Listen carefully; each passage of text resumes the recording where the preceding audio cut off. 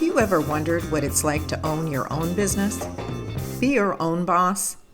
Welcome to Season 7 of Business Mentorship, Keepin It Real, where we meet with corporate leaders who have taken the leap to business owner and join us as part of the shareyourstoriesonline series.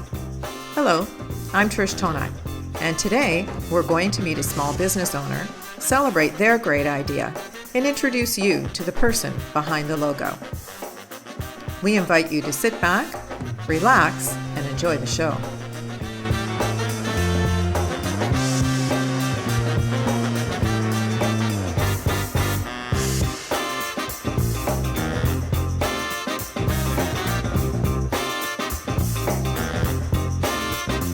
Hello, and welcome to the show. Our guest joins us from Norman, Oklahoma.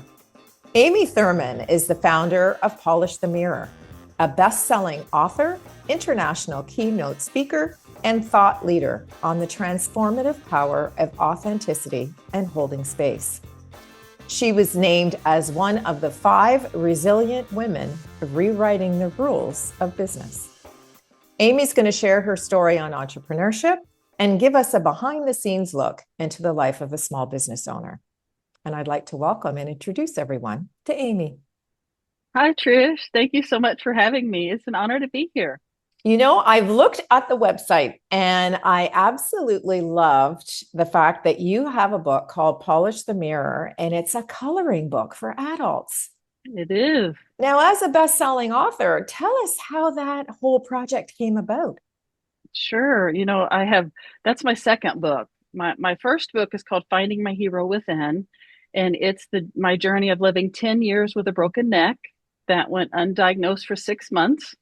I almost died. I had to fight my way through the medical and the disability system to reclaim my life. And in that book, I introduced just pieces of my Polish the Mirror framework, because that's how I made it through that horrible process, was by learning to polish the mirror. And my readers, in addition to saying that book saved their lives, which is so humbling to know that my words helped save people's lives, they said, now you showed us what you did. Now teach us how to do it. Show us how to do what you did so that we could make it through the hard times in our lives too. And I said, okay. So the first step in my Polish the Mirror framework is self-discovery. And one of the things, because I've been through a lot of therapy, when you go through that much medical trauma, you got to have some therapy. I think everyone needs a therapist, just, sideline there. But one of the most powerful therapeutic modalities I used was art therapy. And so I thought I need to incorporate that somehow into this Polish the Mirror framework. And this first book is called Polish the Mirror Self-Discovery.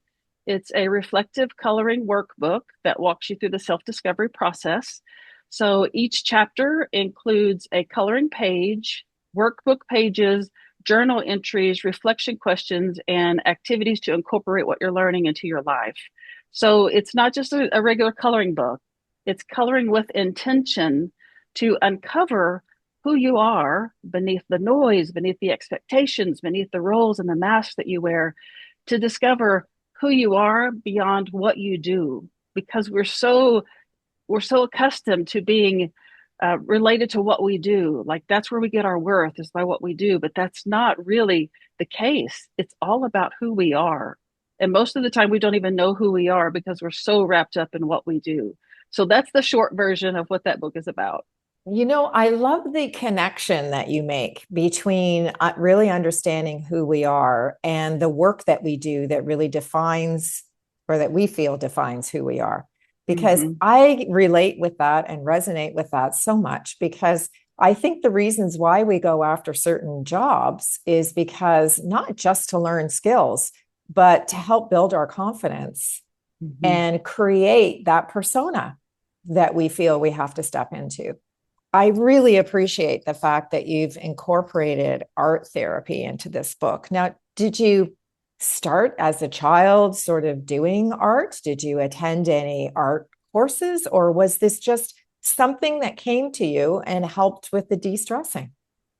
It's, my dad is an artist and my brother is an artist. So I grew up with this artistic family, yet I don't have that gene. Like I can draw stick figures. That's about it. And so, but I always felt like inferior because they were creating these masterpieces and I was like over here with my stick figures, you know. And so I really never owned that because I always Right. felt inferior.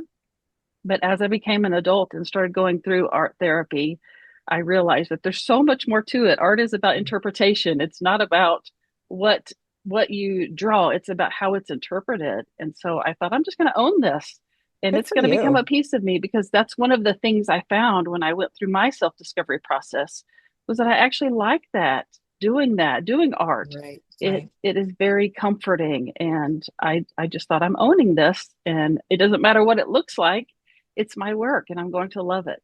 Yeah, congratulations. Because, I didn't convert to being an artist until the last 5 years. So I had been Wow. doing art in behind the scenes as a hobby, attending art classes and doing all of that sort of thing. Because I don't know about you, but I had one of those parents when I sat down as a teenager and said I was going to be an artist, and he went cross-eyed and said, like, are you crazy? Artists don't make Yes. any money. So I was like, okay, well, I guess I have to rethink this. So it was something always in the background, but not really something I brought to the forefront. So I really love the fact that you've connected creativity with authenticity, really. Because when you open up the paint box or the pencil crayons or whatever medium you choose to convey your message, it really gives you a lot of freedom. It really does. And, you know, I'm actually in the middle of a research project right now where I am finding that the way that you color says things about you. Like coloring is actually part of our communication system. That's so And, you true. know, so That's so yeah, so true. it's fun. It allows our brain to work in a way that it can't function any other way. We can't Right, tap into that part of our brain in any other right. way. So it's really an important part of life. Yeah, for sure. And behind me in the background is one of my pieces. Oh, Um, it's beautiful. I so didn't it's realize just that was one of yours. Yeah, so it's just one Ah, of the ways that, and I love the communication piece because the yeah. story, how you emotionally connect with not only your own work, but the work of other people is really why we hang pieces in our home, right? Or in our Mm, office, or decorate our yeah. space with something that speaks to us. So kudos to you for bringing that to the forefront because, Well, I don't think, to your point, you don't have to be, a world famous artist to be creative. And I think everybody has a level of creativity that we should tap into. So thank you for giving us permission really to honor, taking up because we have no inhibition when we're children, right? so true. Yes, absolutely. Thank Right. you for honoring that in me. I appreciate it. I received that. Yeah, thank you. Now let's pivot a little bit to this completely awesome, kudos that you've gotten on being one of the 5 resilient women rewriting the rules of business. So share with our audience, our listening and viewing audience, how that came about. Because I was looking at newspaper articles that were, putting your name in the same space as some other very important thought leaders in the world. So give us a bit of a background as to how that came about. Yeah, sure. So part of the journey, I have to go back a little ways to when I lived with a broken neck. I was completely incapacitated for about a year. I couldn't walk, talk, hear, or see correctly, and I almost ended my life. But I chose instead to fight to live so I could use my story to help others.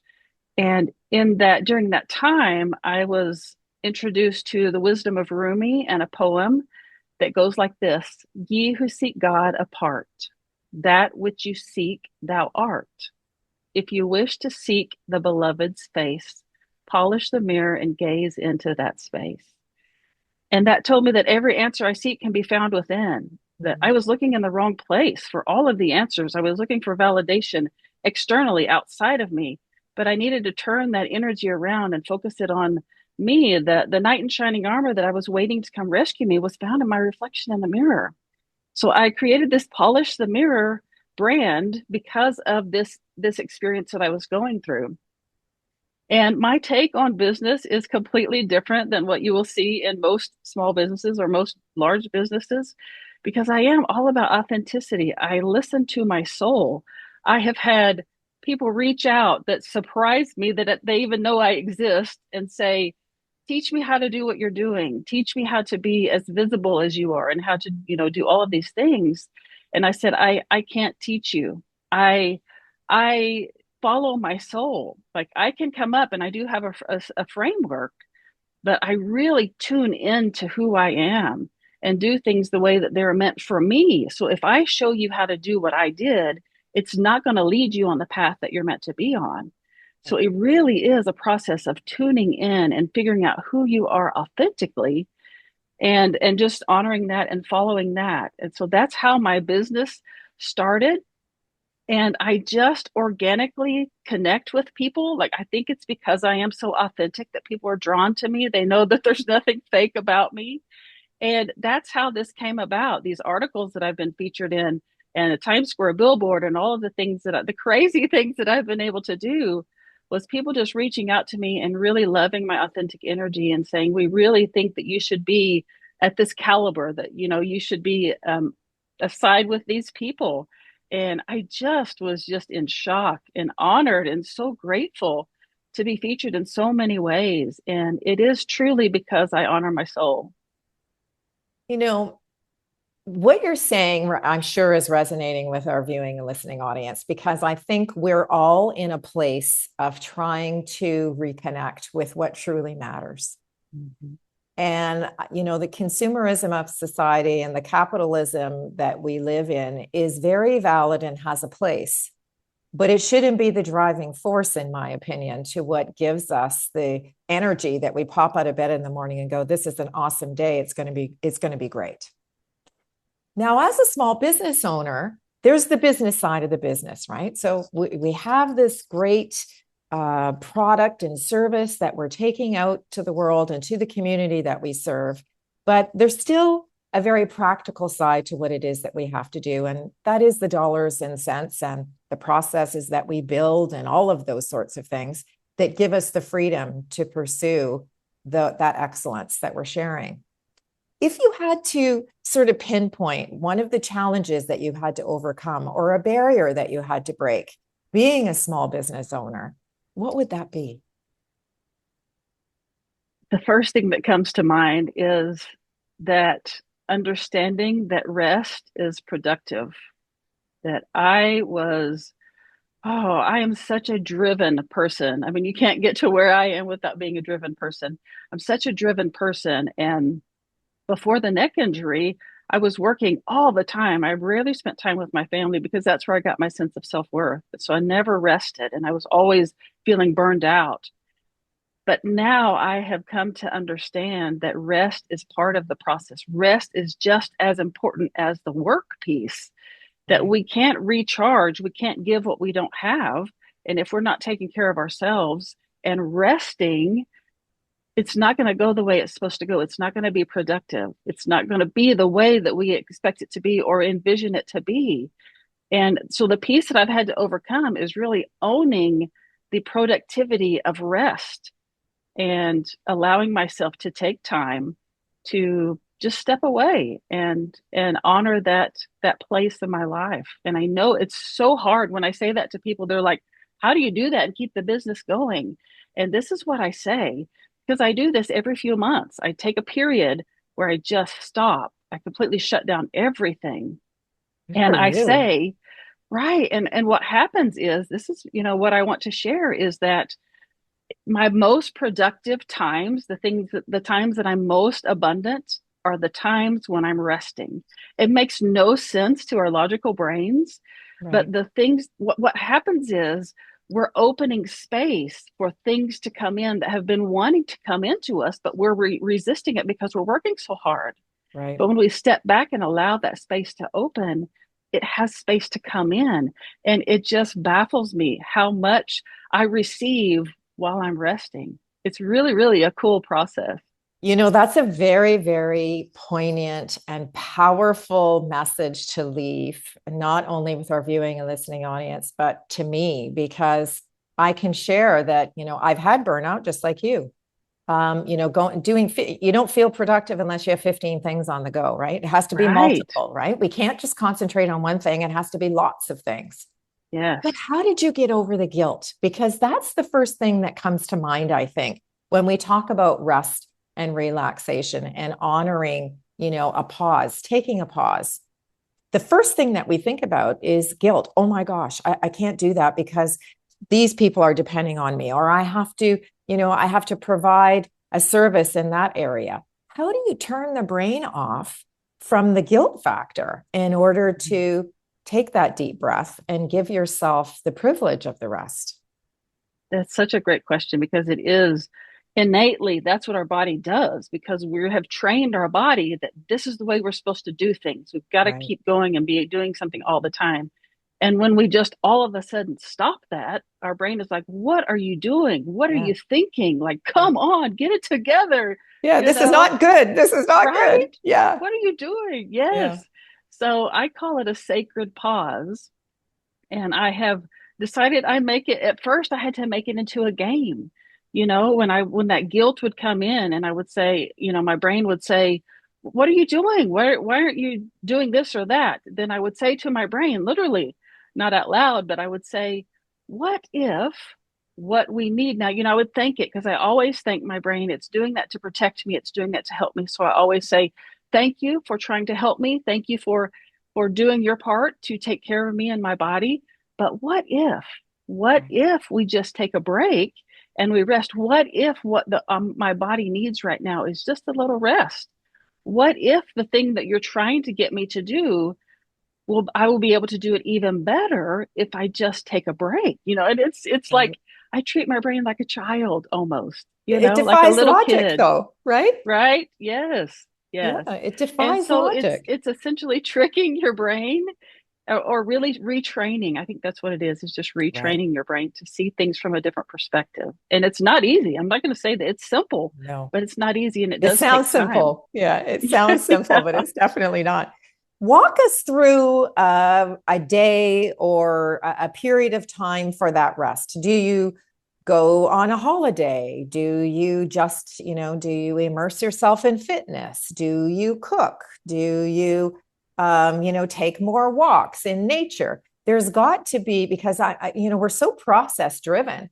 And I Yeah. think that, at the beginning, the whole idea of rest is scary because we're like, what are we supposed to do? Sit in the room all by ourselves? Like, what does that look like? So, I mean, I think if you give yourself permission for an activity or, a place to be or a place to rest, then it almost gives you that permission. Your brain is going to kind of go, oh, okay, yeah, we can go for a walk, or, we can do that painting, or, we can meet for coffee with our friends. That's part of rest too. It doesn't necessarily mean lying in bed and doing nothing, right? Exactly. Oh, yes, exactly. And this is something difficult to overcome. But we are so accustomed to having a schedule and doing what's scheduled and what's on the agenda for our lives. We never take time to just do what we want to do. And I will venture to say that most of you all watching, and myself included, really don't know what we enjoy doing because our That's so life is true. so scheduled, it's so regimented that we don't even know what we enjoy doing because we don't make time for that. So on these days that I'm resting, I don't make a schedule. I wake up and I say, what do I feel like doing right now? What does my body want to do right now? And sometimes I have to sit there for 15 minutes because my brain doesn't know how to formulate that. It's not familiar with what I want to do. Like, what are Right. you talking about? We're doing what we want to do today. And then, most of the times I end up going for a walk or I will color. I love to color. I'll just soak in a bath or I will go to coffee with friends, or I just sit there and I journal or I read. I love to read, but I rarely take time for it because I'm always so busy. Right. So it is really reconnecting with what you enjoy doing and following your joy. That's what I do on these days when I'm in this state of sacred pause. I follow my joy. Whatever brings me joy, that's what I do. And I don't question it. I just do it. Well, congratulations, because that's a really wonderful place to be, giving yourself that space. I know for certain that when I ask myself the question, what do you want to do today? I get a blank canvas because I'm Right? just not really sure what that means, right? Yes. Nobody ever asks us what we would like to do. There's always a subscribe to-do list that's required that we feel that we need to do for other people, for our families, for our clients, so that's a really wonderful place to be, to give yourself permission to do that. So thank you for sharing that. One of the things that we do in the guest blog is we share 3 words of advice. And I would like you to wrap up our conversation today, which has just been full of so many wonderful tidbits of information, and give us an indication as to why these 3 words are so important to you and the work that you do. And they are: honor your soul. They are honor your soul. Oh, I feel like I need to put my hand on my heart, because that is how I live. So often, taking it in for a moment, it's very special. Honor your soul. Our lives are made up of what other people want us to do, what we are expected to do, what we've been trained to do. We rarely, and we've talked about this already, we rarely turn the mirror inside and see who we are, what we want to do, what we're made up of, and what really we're here to do. Like, what is our purpose here? So many people, clients come to me and ask, I want to know my purpose. I don't know my purpose in life. How do I find that out? And it's simply by honoring your soul. It's by stop looking outside yourself to see what everyone else is expecting you to do, and go inside to what your soul came here to do. We came here knowing who we are and what our purpose is, but we were taught otherwise. We were trained out of that. And it really is just reconnecting with who we came here to be and who we are authentically. Yeah, I really love the messages that you're leaving us with, Amy. I can see that, I'm sure our viewing, listening audience have been taking notes and saying, oh, wow, this just makes so much sense.